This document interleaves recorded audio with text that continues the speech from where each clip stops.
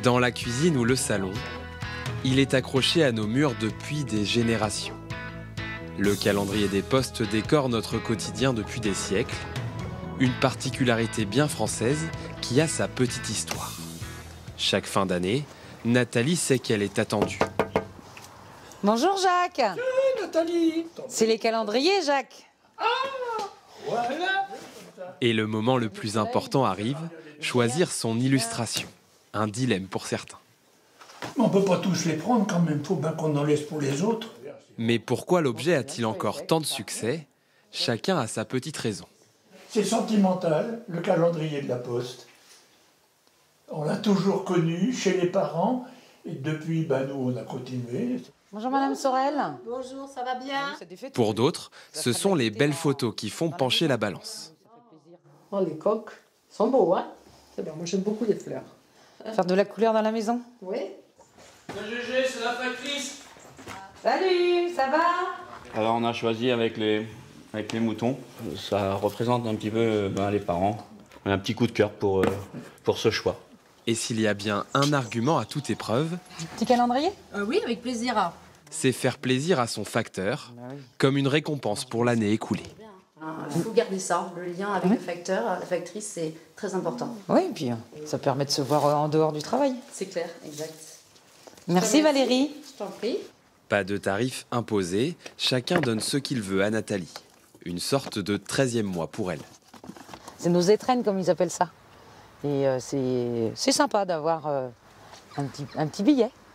C'est gentil. Avec tout ça, je me fais plaisir. Car l'almanach du facteur n'est pas fabriqué par la Poste.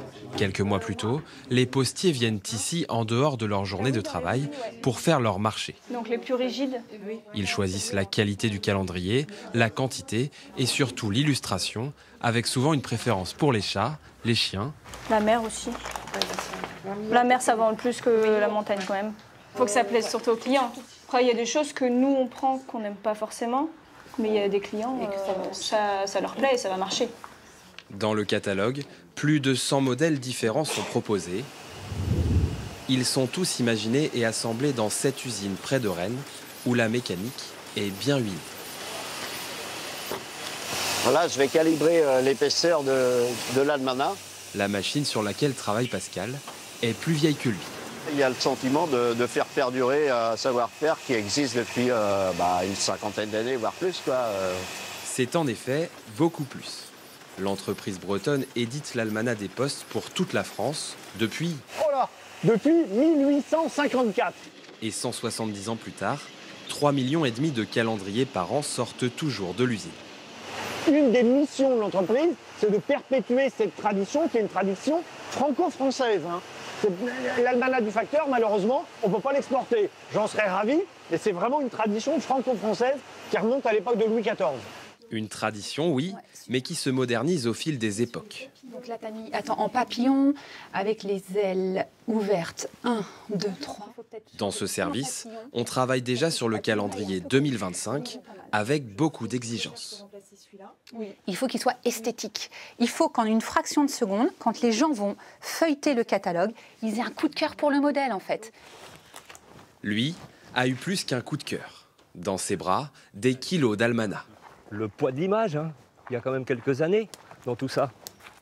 Christian les collectionne depuis 25 ans et tout a commencé avec le calendrier de 1951 quand il s'est mis en tête de retrouver le jour de sa naissance.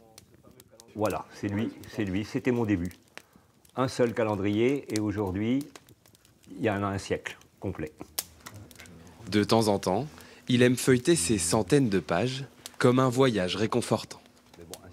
C'est l'idée de remonter le temps. Avec ces belles photos, avec ces petites histoires que ça raconte. En ouvrant un almanach, on se fait un film. Un petit almanach de 1914. On ne devait pas imaginer la suite.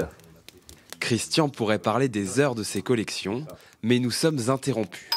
Un autre Christian Salut, mon grand. vient lui parler d'une autre passion. Je viens de voir avec ça. Il faut que tu me fasses quelque chose là-dessus. Quoi, là-dessus, sur ton volant? Bah oui. Il n'y a que toi qui sais faire ça. C'est quoi tes trucs là? Là, on est dans les almanachs. Ça change un peu de la mécanique, tu comprends? Raconte-moi ce qu'il y avait en 53, par curiosité. Tu vois, la danse folklorique, Basse. 1953. Tant qu'il créera un lien entre nous, Regarde si c'est joli. Regarde Oui, la bah demoiselle, voilà. la gamine avec ses fleurs et tout ça, le sourire. Oh, l'almanach des postes continuera longtemps d'accompagner notre quotidien. les grappes de raisin. Ah là là là.